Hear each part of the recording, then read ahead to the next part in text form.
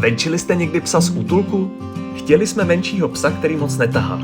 No a skončili jsme se 6letým Staffordem Morganem. Z kopce tahal, do kopce tahal, ale tam se to docela i hodilo. Ze začátku jsme byli všichni trochu nervózní, ale postupně jsme si k sobě našli cestu. Za 2 hodinky jsme spolu ušli přes 7 kilometrů a moc jsme si to užili. Morgan není úplně mazlící typ, ale domov by si rozhodně zasloužil. Nechcete ho? A co vy? Byli jste někdy venčit nebo pomáhat v útulku? Znáte Bena? Je to pejsek z brněnského útulku, kterého jsme vzali ven. A byl to opravdu zážitek.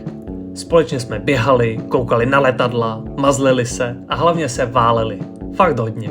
Na trávě, v hlíně, prostě kdekoliv, kde si Ben chtěl dát pauzu. Potkali jsme taky kozy, hledali myši a 9letý Ben si celé odpoledne pořádně užil. A upřímně, je až zvláštní, že takový pohodář pořád čeká v útulku. Tak snad ne už na dlouho. Udělali jsme chybu a možná proto Barney stále hledá domov.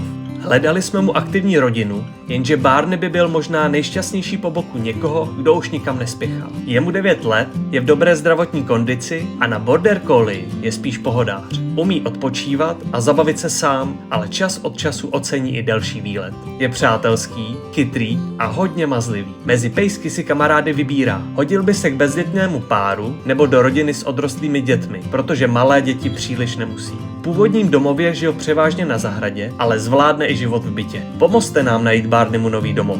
Sdílejte, lajkujte, komentujte nebo mu jednoduše držte palce.